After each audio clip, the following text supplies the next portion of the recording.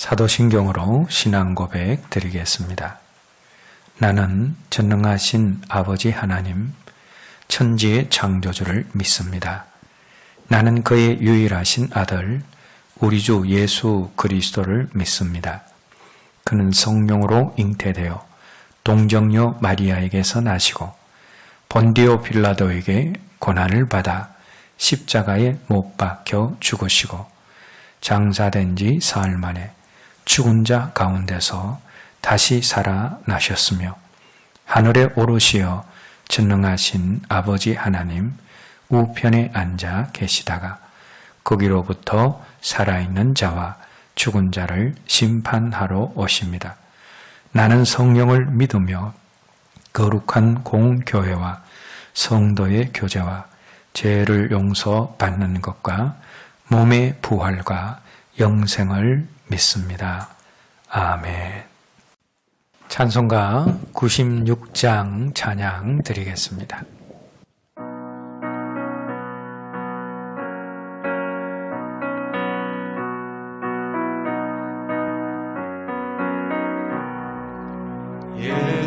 예수님은 누구신가? 우는 자의 위로와 없는 자의 풍성이며 천한 자의 높음과 잡힌 자의 노임되고 우리 기쁨 대신에 예수님은 누구신가? 약한 자의 강함과 눈먼 자의 빛이시며 병든 자의 고침과 죽은 자의 부활되고 우리 생명 대신에 예수님은 누구신가? 주한 자의 정함과 죽을 자의 생명이며 죄인들의 중보와 멸망자의 구원되고 우리 평화 되시네. 예수님은 누구신가? 온 교회의 머리와 온 세상의 구주시며 모든 왕의 왕이요 심판하신 주님 되고 우리 영광 되시네.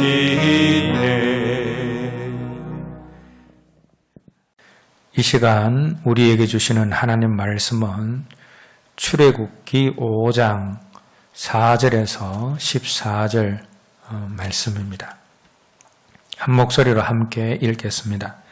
애굽 왕이 그들에게 이르되 모세와 아론아 너희가 어찌하여 백성의 노역을 쉬게 하려느냐?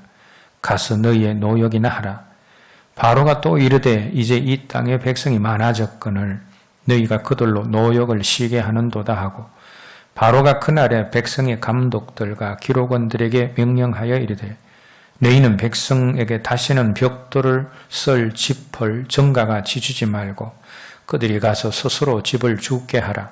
또 그들이 전에 만든 벽돌 수요대로 그들에게 만들게 하고 감하지 말라. 그들이 개언업으로 소리질러 이러기를 우리가 가서 우리 하나님께 제사를 드리자 하나니 그 사람들의 노동을 무겁게 함으로 수고롭게 하여 그들로 거짓말을 듣지 않게 하라. 백성의 감독들과 기록원들이 나가서 백성에게 말하여 이르되 바로가 이렇게 말하기를 내가 너희에게 집을 주지 아니하리니 너희는 집을 찾을 곳으로 가서 주우라. 그러나 너희 일은 조금도 감하지 아니하리라 하셨느니라. 백성이 애굽 온 땅에 흩어져 곡초 그루터기를 거두어다가 집을 대신하니 감독들이 그들을 독촉하여 이르되 너희는 집이 있을 때와 같이 그때의 일을 그날에 마치라 하며 바로의 감독들이 자기를 세운 바 이스라엘 자손의 기록원들을 때리며 이르되 너희가 어찌하여 어제와 오늘에 만드는 벽들의 수요를 증가같이 채우지 아니하였느냐 하니라. 아멘.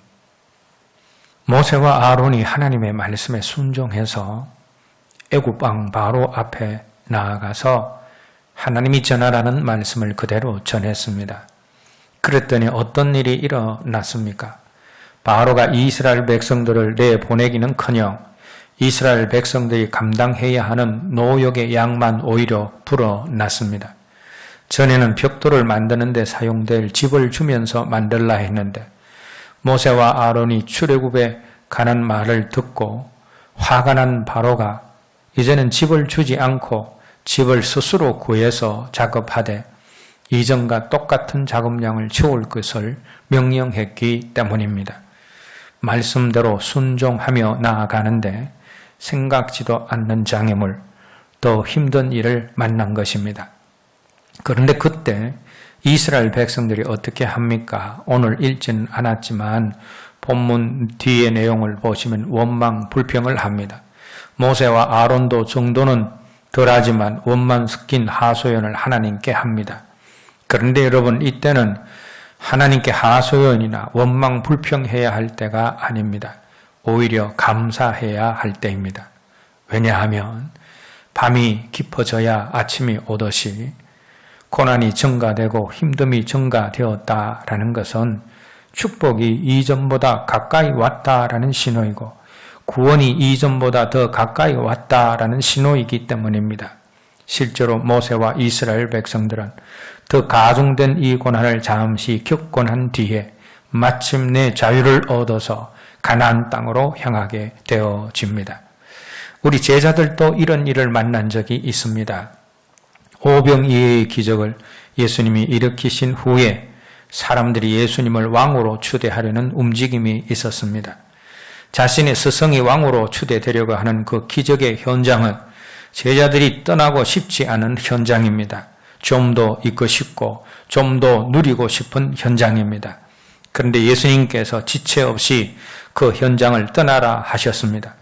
우리 예수님이 제자들을 향해 배를 타고 건너편으로 가라라고 하신 것입니다.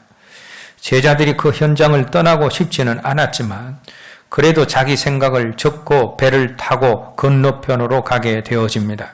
주님의 말씀에 그들이 순종을 한 것입니다. 그런데 주님의 말씀에 순종해서 타고 가던 그들의 배가 바다 가운데서 풍랑을 만나게 되어집니다. 그리고 시간이 지날수록 그 풍랑은 더 거세어져만 갔습니다. 여러분, 이 상황이 어떤 상황입니까? 주님의 말씀에 순종했는데 풍랑을 만난 상황입니다. 그리고 그 풍랑이 점점 더 거세지는 상황입니다. 그런데 이때 제자들이 어떻게 해야 합니까? 원망하고 불평하면 안 됩니다. 주님께 대한 신뢰를 잃어버리면 안 됩니다. 자기들을 갈릴리 바다로 보내신 주님을 끝까지 신뢰하고 감사하며 기다려야 합니다. 왜냐하면 바로 이때가 바람과 풍랑까지도 잠재우시는 예수님의 창조주적인 능력을 발견하고 자신들을 평안의 항구로 인도하시는 예수님께 대한 믿음이 더욱 굳건하게 세워지는 때이기 때문입니다. 순종의 삶을 살고 있는데 더 큰 고난과 어려움이 닥쳐왔습니까? 실망하거나 낭망하지 말고 원망 불평하지 말아야 합니다. 믿음이 이전보다 더 굳건하게 세워질 기회이고 축복이 이전보다 가까웠다는 신호이고 구원이 이전보다 더 가까웠다는 신호이기 때문입니다. 우리가 순종함으로 나아갈 때 고난을 만난다면 그 고난이 우리를 향해 예비하신 하나님의 축복과 구원이 이전보다 가까웠다라는 신호임을 믿고 끝까지 하나님을 신뢰하고 감사함으로 기다릴 수 있는 저와 여러분들이 되었으면 합니다. 기도하겠습니다. 하나님 아버지, 우리가 순종함으로 나아갈 때 우리가 만난 고난으로 말미암아 불신의 자리나 원망 불평하는 자리에 있지 않게 하여 주시고 우리에게 하나님이 허락하시려는 축복과 구원이 이전보다 더 가까웠다라는 신호임을 믿고 끝까지 하나님을 신뢰하고 감사함으로 기다릴 줄 아는 저희들이 되게 하여 주시옵소서. 예수님 이름으로 기도드립니다. 아멘. 주님 가르치신 기도로 기도하오니 하늘에 계신 우리 아버지, 아버지의 이름을 거룩하게 하시며 아버지의 나라가 오게 하시며 아버지의 뜻이 하늘에서와 같이 땅에서도 이루어지게 하소서. 오늘 우리에게 일용할 양식을 주시고 우리가 우리에게 잘못한 사람을 용서하여 준 것 같이 우리 죄를 용서하여 주시고 우리를 시험에 빠지지 않게 하시고 악에서 구하소서. 나라와 권능과 영광이 영원히 아버지의 것입니다. 아멘.